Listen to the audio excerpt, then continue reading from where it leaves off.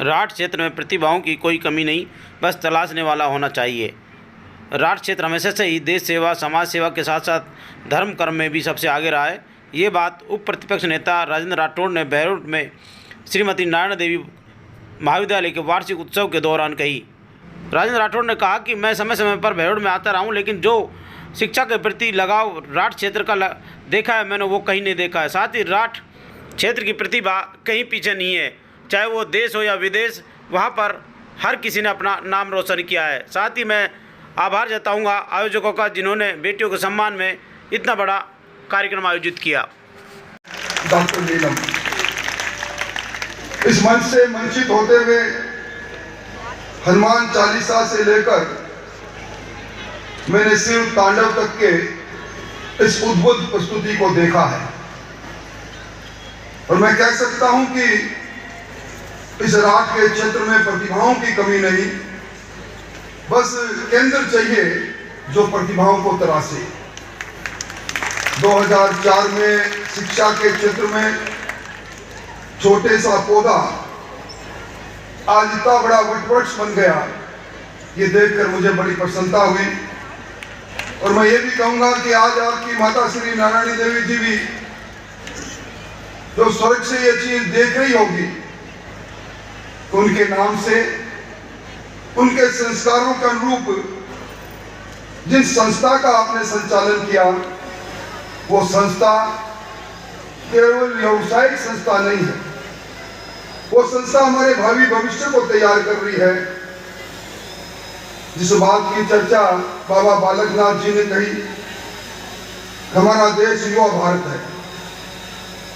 अभी youth in India उसका survey report में पढ़ रहा था, इस मुल्क के अंदर 37 करोड़ लोग आज नौजवानों की श्रेणी में है।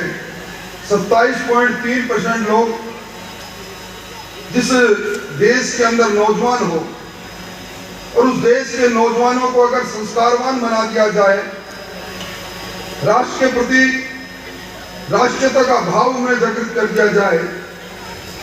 आपने हम सब ने देखा आजादी का अमृत महोत्सव, और उस समय जब देश के प्रधानमंत्री जी ने कहा कब घर घर तिरंगा इस 15 अगस्त को फहरना चाहिए, 26 जनवरी को फहरना चाहिए, और हमने वो दृश्य भी देखा।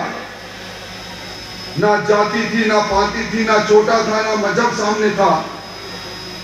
हर घर के अंदर तिरंगा हमारे राष्ट्र भावों का प्रकटीकरण करते हुए फहरा रहा था।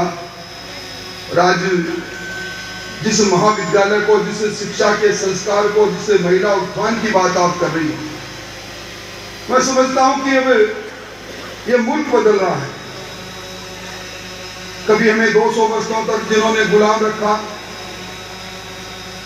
उस ब्रिटेन में भारतीय मूल के ऋषि सुनक प्रधानमंत्री है।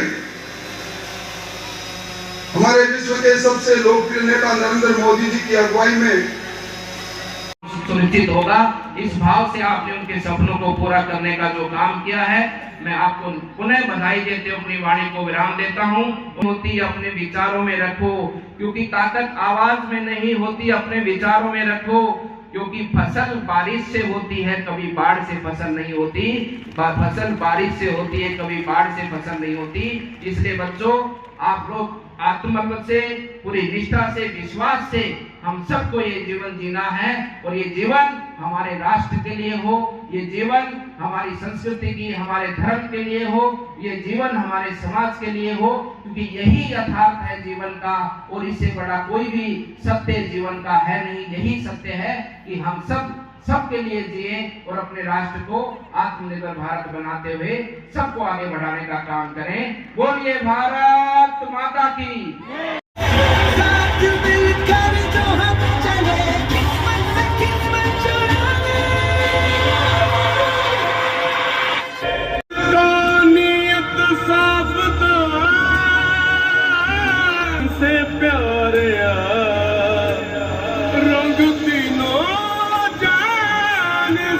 श्रीमती नारायण देवी महाविद्यालय की डायरेक्टर नीलम यादव ने सभी अतिथियों का आभार जताया और कहा कि जो समय बेटियों के लिए अतिथियों ने निकाला, उनका मैं आभार जताती हूँ।